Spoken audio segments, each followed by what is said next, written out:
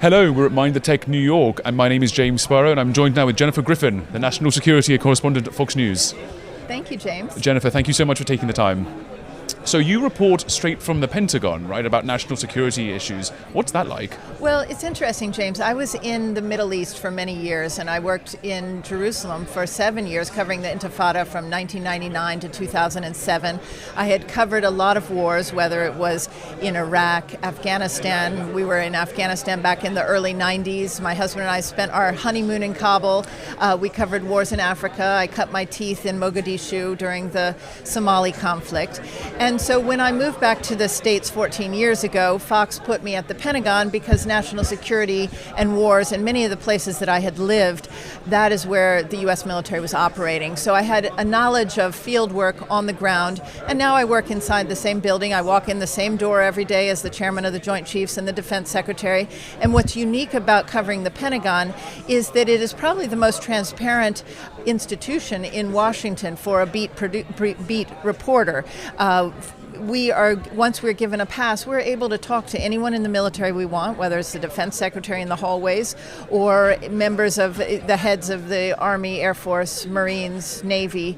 And so it's an amazing perch from which to cover national security. And my heart has, my focus has always been on the Middle East because of the time that I spent there. But now the Pentagon is really trying to shift away from the Middle East towards Asia, to China, to focus on that long-term threat. But what we always find is that the Middle East keeps pulling the U.S. and others back in. Yeah, well, the Middle East always has something to say, especially when national security is involved. What's it like going from kind of Israel to America? What do those countries kind of have in common in terms of reporting on national security? Well, I think what's so different from the time that I was in Israel, that was during the Intifada. That was at a time when you would not have found, even though there was a lot of talk of startup nation, there was not a lot of international investment. You had suicide bombings almost every other day when I was at the height of the Intifada. And so it was a very difficult time in terms of investment. If you look at the changes in the last even 3 years, I would say, particularly since the Abraham Accords were signed just a year ago, you are seeing a tectonic shift in terms of Israel's relationship, particularly to Gulf states. So the new relationship with UAE and Bahrain, where the U.S. military has two of its biggest bases, in fact, the Fifth Fleet is based in Bahrain, that is going to shift the relationship between the Pentagon and Israel in a way. The Pentagon has now put Israel under the U.S. Central Command. It used to be under European Command because Israel didn't have relations with some of the Arab countries that the U.S. military was operating in and with. So that shift alone, we saw just a few weeks ago, or a few days ago, that there was the first of its kind naval exercise involving Bahrain, UAE, and Israel, along with the United States. That shows how putting Israel under U.S. Central Command, it is going to be part of this new strategic architecture and security architecture that the U.S. military and Pentagon is trying to put in place to avoid any future wars in the Middle East.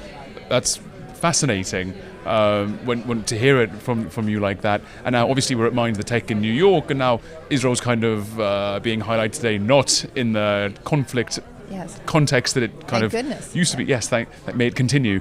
And now we're kind of highlighting the tech that's coming out of Israel and its place, then what it can contribute to the world. So what's it like kind of seeing Israel from a different light, or how's that looking? Well, it's really interesting because the conversations I've had here at the conference, including the fireside chat that I had with Erel Margalit of JBP, he is doing some of the startup work and bringing in the innovators in these startup city hubs, these innovation hubs that involved AI, cybersecurity.